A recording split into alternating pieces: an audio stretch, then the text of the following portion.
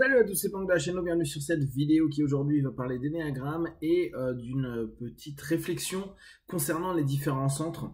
Je vous invite régulièrement quand vous êtes en train de vous observer ou observer des amis, des partenaires ou autres, de vous fixer sur les centres. Je trouve que très souvent on galère à trouver les énéatypes ou ses propres énéatypes, son propre énéatype.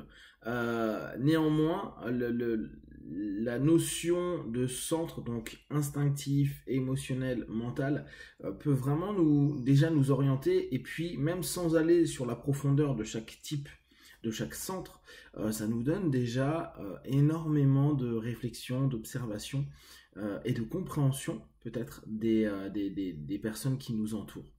Je vais revenir sur une scène qui s'est passée pour moi la semaine dernière, et j'étais avec une amie qui est plutôt centre émotionnel, et moi je suis plutôt un centre instinctif. Et on a eu une discussion parce que à un moment donné, je lui ai proposé de venir à un endroit où j'aime bien aller manger. Et moi, dans ma tête, en centre instinctif, je me suis dit, bon, bah la nourriture qui est là-bas et l'ambiance lui plaît, donc ça peut lui faire plaisir de venir manger avec moi. Mais dans mon idée, c'est même pas manger avec moi, c'est d'aller là-bas manger. Centre instinctif, c'est-à-dire que moi, ce qui m'intéresse, c'est le lieu et la nourriture qu'il y a. En somme, le fonctionnel de l'élément. Elle vient parce qu'elle se dit, c'est cool, je vais voir une personne avec qui j'aime bien échanger. Donc elle voit pas le lieu où on va, même si elle peut l'apprécier, mais elle voit l'humain qui peut être à ce moment-là un facteur qui lui apportera satisfaction à un moment ou à un autre. Ce qui fait que quand on a commencé à discuter un petit peu de ce sujet-là, elle me fait remarquer que je suis quand même vraiment pas cool, et que c'est blessant de dire que moi c'est juste pour manger que je veux qu'elle vienne, parce que je pense que la fonction de la nourriture et du lieu peut lui plaire. Et elle me fait remarquer, mais ça veut dire que tu pourrais m'interchanger avec d'autres humains, ça te dérangerait pas? Et moi, ma réponse très instinctive, c'était bah non. Je peux te remplacer, ou je peux même écouter de la musique, venir ici tout seul ou lire un bouquin. Pour moi, ça reviendrait au même, sur la fonction première, qui est, je vais au resto, c'est pour manger. C'est pas pour voir quelqu'un, c'est pas coexistant. Et pour elle, elle me dit, bah moi, si je vais dans un lieu avec quelqu'un, c'est parce que je veux voir la personne. Après, je m'en fous plus ou moins du lieu où on se trouve. Alors, imaginez à quel point moi je suis blessant pour quelqu'un qui se dit c'est l'humain qui compte, alors que moi c'est la fonction première de l'endroit où je vais. Je reprends un autre exemple. Je lui explique, je lui dis, bah par exemple, moi si j'ai envie de jouer au tennis et que je t'appelle parce que je me dis que tu aimes jouer au tennis. Mais je me dis pas que forcément tu as envie de jouer contre moi. Je me dis, bah je veux faire du tennis. Moi, vu que je veux faire du tennis, il me faut un partenaire, et ça peut te faire plaisir de faire du tennis, mais pas nécessairement de jouer contre moi. Et elle me dit, mais non, moi je viendrai parce que c'est toi. Et moi je dis, bah que ce soit toi ou quelqu'un d'autre, tant que je joue au tennis, c'est ce qui compte. Et alors imaginez les différences de trans dans lesquelles on est, et tous les biais de communication qu'on a. Parce que sur une intention qui pour moi est positive, j'arrive à être blessant avec quelqu'un, et elle peut très bien ne pas comprendre pourquoi tu t'en fous de l'humain. Parce qu'en gros, toi, ce qui t'intéresse, c'est la bouffe, le tennis, quoi. Bon, c'est des éléments très concrets. Et je lui dis, ouais, complètement. Moi, l'humain est secondaire. Et à ce moment-là, c'est quelque chose qui est hyper blessant pour quelqu'un qui est plutôt du centre émotionnel. Et vu que j'aimais bien cette mise à plat de ces perceptions, j'en parlais hier avec un autre pote, et lui qui est centre mental. Et je lui disais, bah tu vois, je pense que si je tentais une analogie, le centre émotionnel serait plutôt en train de regarder comment est la table et comment est l'ambiance pour savoir si tout pourra créer une expérience agréable, ou en tout cas qui va créer, faire révéler quelque chose chez les gens. Moi, le seul truc qui m'intéresse, c'est ni l'ambiance, ni la forme, ni le truc, mais le plat ou le thème qui va être proposé.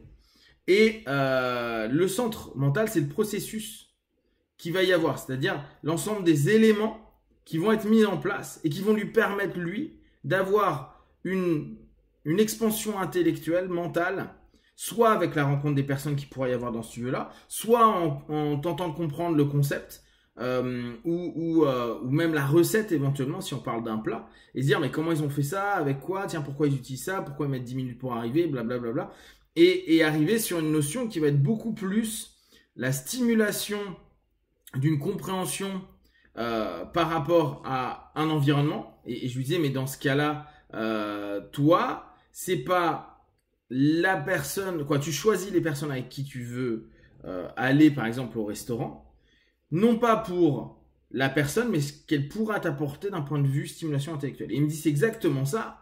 Il me dit, et j'ai trouvé que c'était intéressant, il me fait par exemple les fêtes de Noël m'emmerdent profondément, parce que en fait, les groupes de personnes que je vais voir pendant Noël, je connais leur schéma. Je sais ce qu'ils vont dire, je sais comment ils vont fonctionner, et les sujets ne vont pas m'intéresser. Donc je n'ai aucun intérêt à.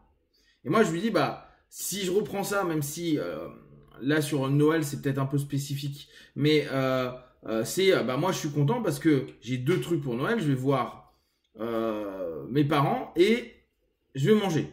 Voilà, très basiquement. Et avoir des cadeaux. Voilà. Donc c'est la fonctionnalité, regroupement, nourriture, cadeau. Lui, c'est les interactions. C'est ce qui va pouvoir drainer d'un point de vue nourriture psychique, intellectuelle, en l'occurrence plutôt que psychique, et évoluer avec ça. Et ma pote, plutôt émotionnelle, ça sera ce que je vais vivre de l'expérience qui va être proposée pendant ce Noël, etc. Et c'est là où je pense que il y a clairement des mismatchs, des grosses mécompréhensions qui emmènent, si on reprend les notions de process com, à de la mécommunication.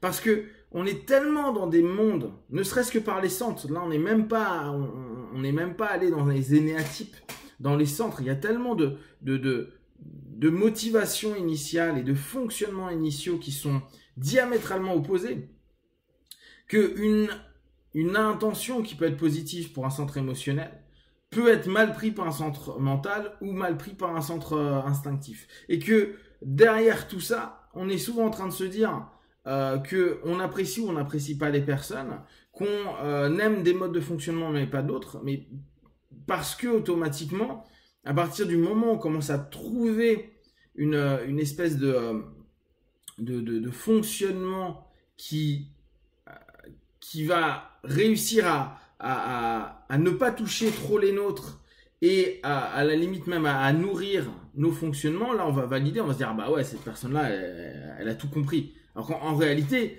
aucun des centres et aucune personne n'a rien compris du tout. On est juste ultra filtré. Si on prend une notion de PNL, on a nos systèmes de représentation qui sont tellement faussés que nos cartographies, elles sont déjà initialement, alors après à la naissance ou un petit peu après, en tout cas dès qu'on a bien formalisé notre énéatype, il est tellement puissant que on a un filtre. On revient sur un thème qui m'intéresse, on est dans une illusion tellement importante qu'on est persuadé que de toute façon, même si on comprend, moi je comprends les centres mentaux, je comprends les centres émotionnels, et en même temps, ça me parle pas. Donc, on peut me dire, ouais, mais c'est l'humain qui a de l'important, ou c'est l'intellectualisme, ou les concepts qui vont me stimuler. Moi je m'en fous, ce que je veux c'est toujours bouffer, ou faire mon truc très basiquement. Là j'exagère le trait, mais c'est vraiment ça. Donc, je vous invite vraiment à observer ces illusions, observer vos centres, observer comment vous fonctionnez avec tout ça, et observer aussi quand il va y avoir des dissonances avec les gens, quels centres ils peuvent être, quels centres vous êtes, et comment cette perception du monde impacte en fait votre relation et votre communication, vos échanges et tout ce qui naît tout ça. Si vous avez des questions, des remarques, vous partagez sur Facebook, YouTube, je répondrai le plus rapidement possible. Et comme d'habitude, de tout ce que je propose, ne prenez que ce qui est bon juste pour vous. Testez, observez, analysez et concluez. Be one, ciao.